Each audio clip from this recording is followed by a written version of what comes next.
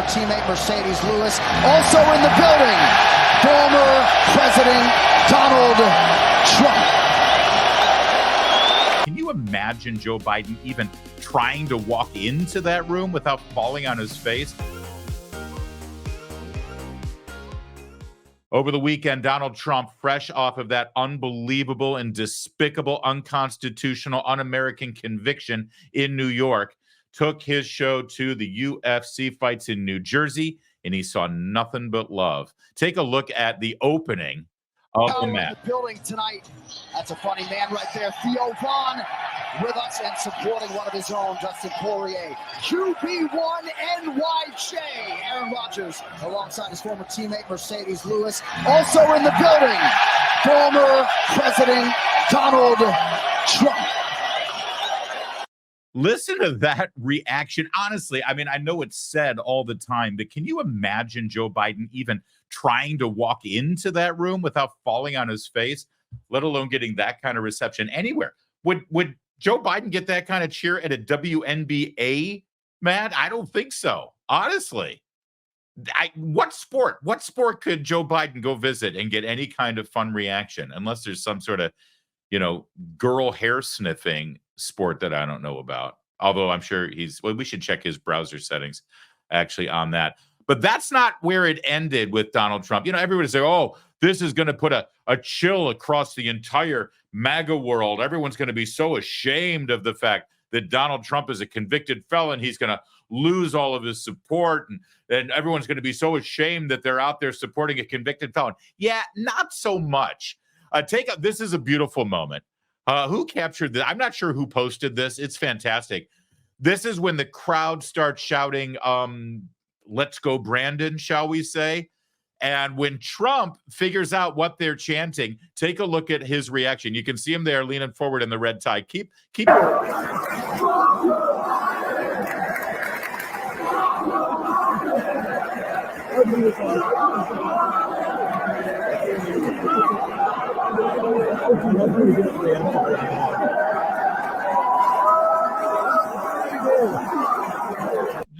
Let's loop this real fast because you got to see. So the chant is going, let's go, Brandon, let's go, Brandon. And then you can see somebody whispers in his ear. I think it's the guy in charge of UFC. He says, can you understand what they're chanting? He gets it.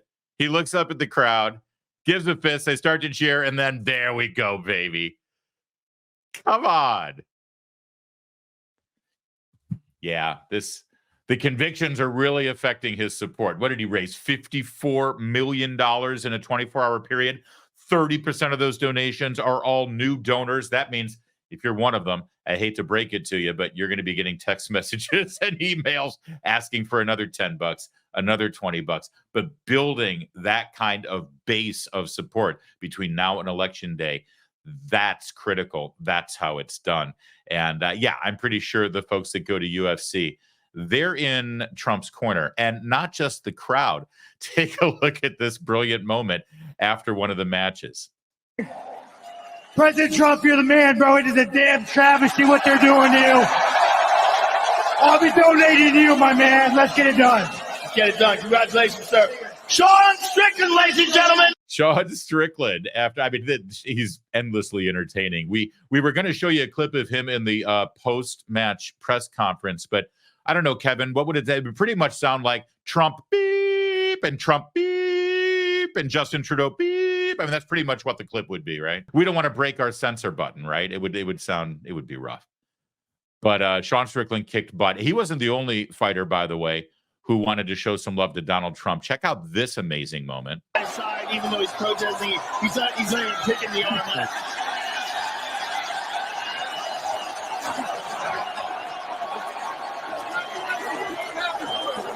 Kevin Holland sharing a moment with Donald Trump and Dana White. Side, even though he's protesting, you don't think this is a movement here? Do you feel, it's even more different than 2016, isn't it? Because there's such a defiance now. If you support Donald Trump after everything the establishment has thrown at him and the unfair treatment that he's had, you are the definition of badass. And badasses in this country, like UFC fighters, are boldly stepping up and saying, oh, yeah, I'm not going to pretend. I'm not going to hide in the shadows. F all y'all. I win my match, and I'm going right to the man at courtside. Dan White, the UFC Grand Poobah there, right next to him. Trump's defiance continued, by the way, over the weekend. He sat with the Fox and Friends crew. Or even jail. It How do could. you face what that could? I'm okay with it. I saw one of my lawyers the other day on television saying, "Oh no, you don't want to do that to the president." I said, "You don't beg for anything. You just the way it is." That's huge in terms of the messaging that he's trying to put out there. In terms of Trump is not the victim, and that is actually a grave concern here. That Republicans and Trump and supporters of his sound like we're whining, sound like we're victims, sound like, oh, woe is me. Look at what they're doing to us. It's not fair. How many of you, as a conservative, how many of you hate hearing people say, that's not fair? It's not fair. Of course it's not fair. But leaders don't hide in the shadows and bundle up into the embryonic state and start crying in their beers and say, it's not fair what they're doing to me. He says, hey, you want to put me in jail? Bring it on. I'll take it all. If I have to run this campaign from jail, I mean, Trump is daring the judge to put him in jail. Trump seems to know that he will actually gain in support and popularity if they put him in jail. You got to think that Team Biden, who's behind all of this, of course, is absolutely dumbfounded that nothing that they expected is happening. Oh, they're going to call him a convicted felon now. You know what? Trump should come out with his own ads or his own merch that says vote for the convicted felon, because it's such a freaking joke and everybody knows it. Own it. Absolutely own it. They're going to call me this? Fine. I'll take it from you. I will take the power from you. It's like when Hillary called us all deplorables. And now we proudly stand up and say, by the way, I'm a deplorable. I am so freaking deplorable. You don't want to be in my company. Get out of my face. That's how deplorable I am. Whatever label they give us, we'll own it proudly and we'll turn it back on them. Everything is going to boomerang. So I love the fact that Trump is like, I have one of my lawyers on TV saying, oh, you don't want to put the Trump in jail. Trump told his lawyers to stop that. We are not going to beg for anything. We're going to win despite all of this. More from, this is Trump's lawyer, another lawyer, Alina Habba. I don't think she's the one who was complaining about Trump going to jail. Here, take a look. We have seen some corruption that this country has frankly never seen before in our judicial system. It is very real. It is not posturing by any means. It is 100% a problem that this country is going to have to handle and get a grapple on in November. Donald Trump is the victim of political selective prosecution. And if he fails in his appeal that you say that you would win, and he does end up in jail, would he run for president from a jail cell? He is running for president. Nothing will change there. Even if he ends up being locked up? Again, I recommend you find the latest polls in this country from the people that live in this country, the people that need him in this country, because frankly, it's more important than anything anybody else thinks. Our people are speaking loudly. They're donating. They're small donors. And they're standing up because they're afraid, because we cannot have this happen to us. I love a Brit going up there and saying, but there's no possible way he can run or win. And Alina Habba is just, very calmly, very clearly saying, I suspect you take a look at the polls. If anything, this is going to help. Also, during that Fox and Friends interview this weekend, Donald Trump was asked about some certain burning issues that a lot of people care about should he win the presidency again.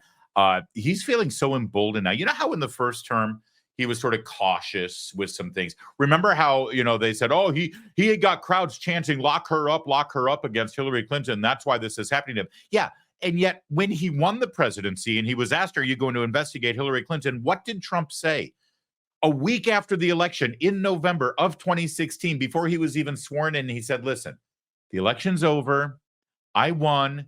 If I investigate and prosecute Hillary Clinton, it would be too divisive and destructive to our country. He was more circumspect, more respectful of our judicial process, more respectful of the traditions of our nation and the ties that bond us together. The ability to get past an election and say, yeah, we all hated each other, but we've got to move forward together somehow. He was more respectful of that than Mr. Unity in the White House ever would be. But here's the thing. He's learned that lesson. He's not going to make that mistake again. This term, should he win in November, if we stick together and focus, he is going to pull out all the stops. And the left knows it, and that's why they're getting even more hysterical. They're going to stop with this conviction in New York. It's going to be very ugly. And now watch this response to questions about what he might do should he become president again. Would you declassify the 9/11 files? Yeah. Would you declassify JFK files? Yeah. Would you? I did a lot of it. Would you declassify the Epstein files? Yeah, I would. Yeah. And that's why they're terrified. That's why they're terrified. Why isn't the JFK files already declassified, like from top to bottom? Well, seriously, what the hell is there to hide? If no one in the government and no one, the Soviet Union is gone. Fidel Castro is dead. It's been since 1963. So it's 61 years? Why in the hell is the Kennedy assassination investigation still classified? Who exactly is being protected? So, yeah, he said point blank. You just saw it. Yep. All right. Former Speaker Kevin McCarthy on CNN. This is going to be the regular questioning. God, the Republicans, how can you possibly go forward with a convicted felon as your nominee? Well, answer number one, because everybody knows that the conviction is bull. But number two, Kevin McCarthy actually honed in on the most important part of this question. But you know politics. Is it a good idea, separating out your view of the verdict, is it a good idea for... Hold on. I got to jump in here for a second. Separating out your view of the verdict. He's about to ask, is it a good idea for Republicans to nominate a convicted felon? I'll start it over again. But this whole separating out your view of the verdict. In other words, forgetting about how corrupt the process was to lead to the conviction. Set aside the fact that this entire thing was unprecedented. They invented a crime. They put him on trial. He wasn't allowed to defend himself in the public square. The jury was from a jury pool where Trump lost by 88% of the vote.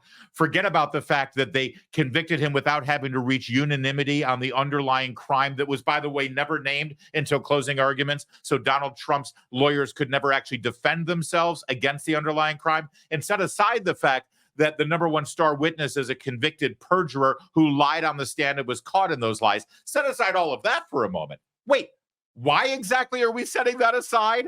Why are we setting aside the basis of the entire scam that we saw unfold in Manhattan? Yeah, we need to set that aside. No, pal, we're not going to set that aside. That's the whole problem with this thing. Set it aside for a second. Is it wise to nominate a convicted felon? Well, not if you don't set all of that aside.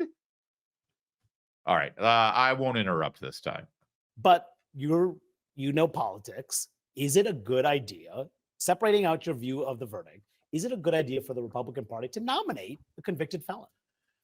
Listen, is it a good idea that Donald Trump is the nominee? The answer is 100% yes. That's right. And that really is the most important answer to all of it. Instead of getting lost in the weeds, convicted felon and the jury pool and all the stuff that I just laid out there, which, by the way, is pretty relevant, and you shouldn't set it aside, Manu.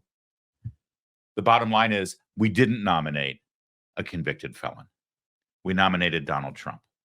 We nominated Donald Trump, who every American voter with a clear mind recognizes was 10 times the president Joe Biden is. The economy was 10 times better. Unemployment was 10 times better. Our border was 10 times more secure.